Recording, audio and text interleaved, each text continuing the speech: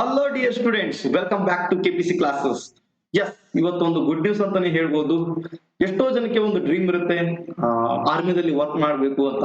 Okay, so ಅಂತವ್ರಿಗಂತೂ ಒಂದು good news. Specially pharmacy course ಮಾಡಿದವ್ರಿಗೆ, ಯಾರಿಗೆ ಆರ್ಮಿದಲ್ಲಿ ವರ್ಕ್ ಮಾಡ್ಬೇಕು ಅನ್ಕೊಂಡಿದ್ದಾರೆ ಅವ್ರಿಗಂತೂ ಗುಡ್ ನ್ಯೂಸ್. ಯಾಕಂದ್ರೆ ಇದು ಒಂದು ಆನ್ಲೈನ್ ಗೆಜೆಟ್ ನೋಟಿಫಿಕೇಶನ್ ಅಲ್ಲಿ ಇವತ್ತು BSF related border security force department ನಲ್ಲಿ ಫಾರ್ಮಸಿಸ್ಟ್ ಪೋಸ್ಟ್ ರಿಗಾರ್ಡಿಂಗು ಕ್ವಾಲಿಫಿಕೇಶನ್ ಆಗಿರ್ಬೋದು, ಎಲಿಜಿಬಿಲಿಟಿ ಆಗಿರ್ಬೋದು, ಏಜ್, ಓಕೆ, ಸೊ ಒಂದು ರಿಕ್ರೂಟ್ಮೆಂಟ್ ರೂಲ್ಸ್ ಅನ್ನ ಬಿಟ್ಟಿದ್ದಾರೆ. Gazette notification, this is not officially ನಿಮ್ಗೆ ಕರೆದಿರ್ತಕ್ಕಂಥ ಪೋಸ್ಟ್ ನೋಟಿಫಿಕೇಶನ್ ಅಲ್ಲ, this is just gazette notification ಅಂತ. ಓಕೆ, ಸೊ ಗೆಜೆಟ್ ನೋಟಿಫಿಕೇಶನ್ ಅಂದ್ರೆ ಇವಾಗ ಬರ್ತಕ್ಕಂತಹ ಒಂದು ಪೋಸ್ಟ್ ಮೇಲೆ ಕ್ವಾಲಿಫಿಕೇಶನ್ಸ್ ನ ಸೆಟ್ ಮಾಡ್ತಾರೆ ಅವರು. ಕ್ವಾಲಿಫಿಕೇಶನ್ಸ್ ಆಗಿರ್ಬೋದು, eligibility criteria, age, okay, so selection process ಯಾವ ರೀತಿ ಮಾಡ್ಕೋಬೇಕು ಅಂತ ಕೆಲವೊಂದಿಷ್ಟು ರೂಲ್ಸ್ ಅನ್ನ ಸೆಟ್ ಮಾಡ್ತಾರೆ. ಅದಕ್ಕೆ ಗೆಜೆಟ್ ನೋಟಿಫಿಕೇಶನ್ ಅಂತ ಕರಿತೀವಿ. ಓಕೆ, ಸೊ ಇಟ್ ಇಂಡಿಕೇಟ್ಸ್ ನಿಮ್ಗೆ ಡೆಫಿನೆಟ್ಲಿ ಈ ವರ್ಷದಲ್ಲಿ 100% ಬರುವಂತಹ ಜಾಬ್ಸ್.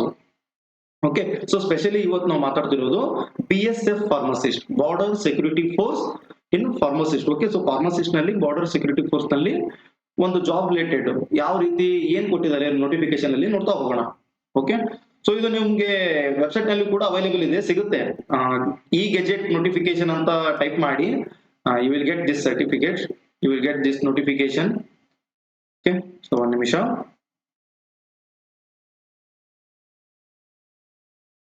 ಸೊ ಯಾರಿಗೆ ಇಂಟ್ರೆಸ್ಟ್ ಇದೆ ಅವ್ರ ಪ್ರತಿಯೊಬ್ರು ಇದನ್ನ ಅಪ್ಲೈ ಮಾಡ್ಕೊಳ್ಳಿ. ಓಕೆ, ಸೊ ಯಾರು ಮಿಸ್ ಮಾಡೋದಕ್ಕೆ ಹೋಗ್ಬೇಡಿ, ಬರುತ್ತೆ ಬೇಗನೆ ಇದು ನೋಟಿಫಿಕೇಶನ್ ಬರೋದಿದೆ.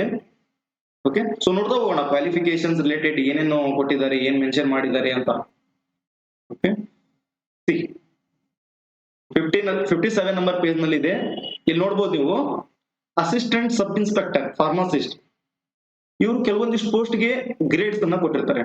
ಇವಾಗ ಲೈಕ್ ಅದೇ ಮೆಡಿಕಲ್ ಆಫೀಸರ್ ಇದ್ರೆ, ಡಾಕ್ಟರ್ಸ್ ಇದ್ರೆ ದೇ ಆರ್ ಸಬ್ ಇನ್ಸ್ಪೆಕ್ಟರ್ಸ್, ಅವ್ರಿಗೆ ಡಬಲ್ ಸ್ಟಾರ್. ಮತ್ತೆ ಅದೇ ಫಾರ್ಮಸಿಸ್ಟ್ ಇದ್ರೆ ಅಸಿಸ್ಟೆಂಟ್ ಸಬ್ ಇನ್ಸ್ಪೆಕ್ಟರ್, ನಿಮ್ಗೂ ಕೂಡ ಒಂದು ಸ್ಟಾರ್ ಸಿಗುತ್ತೆ ನೋಡಿ. ಪೊಲೀಸರು ಅಷ್ಟೇ ಅಲ್ಲ, ನೀವು ಕೂಡ ಸ್ಟಾರ್ ಹಾಕೋಬಹುದು.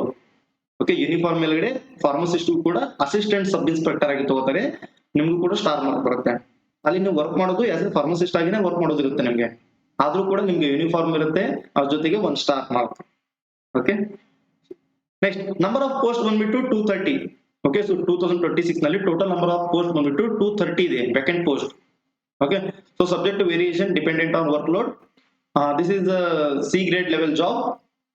ಲೆವೆಲ್ 5 ಸ್ಯಾಲರಿ ಬಂದ್ಬಿಟ್ಟು ನಿಮಗೆ ಬೇಸಿಕ್ ಸ್ಯಾಲರಿ 29,200 ಟು 92,300 ವರೆಗೂ ಇದೆ.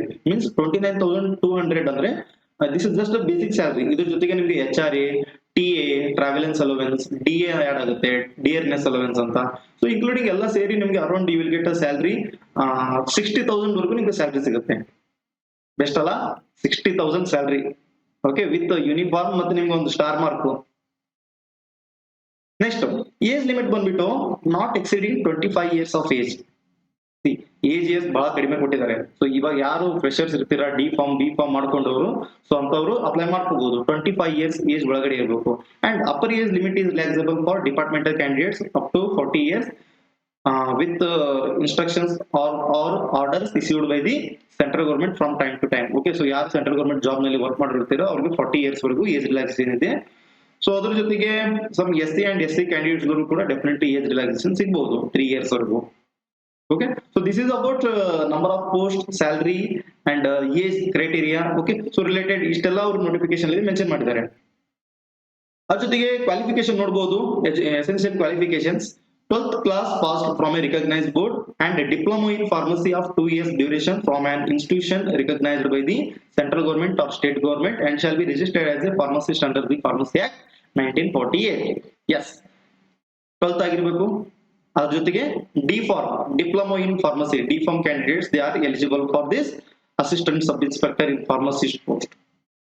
ಓಕೆ, ಅಂಡ್ ಇದರಲ್ಲಿ ಅದ್ರ ಜೊತೆಗೆ ಏನ್ ಕೊಟ್ಟಿದ್ದಾರೆ, experience of duration minimum 1 year as a pharmacist in minimum 100 bedded hospital or institution recognised by the central government or any state government. Okay, so ಯಾವ್ದಾದ್ರು ಒಂದು state government or central government ಬರ್ತಕ್ಕಂತಹ ಒಂದು hospital ಅಲ್ಲಿ at least 1 year ನಿಮ್ಗೆ experience ಇರಲೇಬೇಕು, compulsory. Okay, so this is gazette notification ಅಲ್ಲಿ ಬಿಟ್ಟಿರ್ತಕ್ಕಂತಹ rules. So ನಿಮ್ಗೆ final notification ಅಲ್ಲಿ ಏನಾದ್ರು ಚೇಂಜಸ್ ಆಗಬಹುದು. ಇಲ್ಲಿ ಕ್ವಾಲಿಫಿಕೇಶನ್ ಬಂದ್ಬಿಟ್ಟು ಓನ್ಲಿ ಡಿಪ್ಲೊಮಾ D.Pharm ಮಾತ್ರ ಎಲಿಜಿಬಿಲಿಟಿ ಕೊಟ್ಟಿದ್ದಾರೆ. ಸೊ ನೋಡೋಣ ಬಿ ಫಾರ್ಮ್ದವ್ರಿಗೂ ಏನಾದ್ರು ಚಾನ್ಸ್ ಕೊಡ್ಬೋದು ಅಂತ. ಫೈನಲ್ ನೋಟಿಫಿಕೇಶನ್ ನಿಮಗೆ ವಿತಿನ್ 2 to 3 months ನಲ್ಲಿ ಡೆಫಿನೆಟ್ ಬರುತ್ತೆ ಇದು. ಓಕೆ, ಸೊ ಫೈನಲ್ ನೋಟಿಫಿಕೇಶನ್ ಬರೋವರೆಗೂ ವೇಟ್ ಮಾಡಿ. ಸರ್ ನಾವು ಬಿ ಫಾರ್ಮ್ ದವ್ರು ಎಲಿಜಿಬಲ್ ಇಲ್ಲ ಇರ್ಬೋದು mostly. Okay, so desire ML ನಲ್ಲಿ ಕೊಡ್ಬೋದು ಅನಿಸ್ತಿದೆ. ಅಂಡ್ ಎಕ್ಸ್ಪೀರಿಯನ್ಸ್ ರಿಲೇಟೆಡ್ ಕೂಡ ಫೈನಲ್ ನೋಟಿಫಿಕೇಶನ್ ಬಂದ ಮೇಲೆ ನಾನು ಮತ್ತೆ ಅದ್ರ ರಿಲೇಟೆಡ್ ವಿಡಿಯೋ ಮಾಡಿ ಅಪ್ಲೋಡ್ ಮಾಡ್ತೀನಿ. ಓಕೆ, ಸೊ ಎಕ್ಸ್ಪೀರಿಯನ್ಸ್ ಬಂದ್ಬಿಟ್ಟು 1 year ಇದೆ ನಿಮಗೆ. This is about the notification. ಎಷ್ಟೋ ಜನಕ್ಕೆ ಡ್ರೀಮ್ ಇರುತ್ತೆ, ಸೊ ಫುಲ್ಫಿಲ್ ಮಾಡ್ಕೊಳ್ಳಿ, ಪ್ರಿಪರೇಷನ್ ಸ್ಟಾರ್ಟ್ ಮಾಡ್ಕೊಳ್ಳಿ. ಸೊ ಇನ್ನೂ ನಿಮ್ಗೆ ಬೇರೆ ಬೇರೆ ಜಾಬ್ ಅಪರ್ಚುನಿಟೀಸ್ ಬರೋದಿದೆ ಈ ವರ್ಷ 2026. As I said, this is golden year. So ನಿಮ್ಗೆ RRB ಫಾರ್ಮಸಿಸ್ಟ್ ಬರೋದಿದೆ, AIIMS, ESIC. Okay, so drug inspector post, CDSU ನಲ್ಲಿ ಡ್ರಗ್ ಇನ್ಸ್ಪೆಕ್ಟರ್ ಪೋಸ್ಟ್ ಕೂಡ ಬರೋದಿದೆ, ಕನ್ಫರ್ಮ್ ಆಗೋದಿದೆ.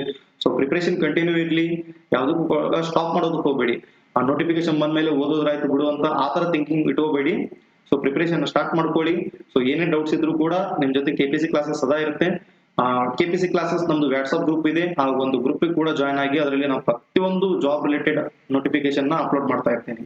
ಓಕೆ, ಸೊ ಏನಾದ್ರು ಮತ್ತೆ ನಿಮ್ಗೆ ಡೌಟ್ಸ್ ಇದ್ರೆ ಕಮೆಂಟ್ ಬಾಕ್ಸ್ ಅಂತ ತಿಳಿಸಿ, ನಾನು ಅದಕ್ಕೆ ಆನ್ಸರ್ ಕೊಡ್ತೇನೆ. Okay, thank you so much.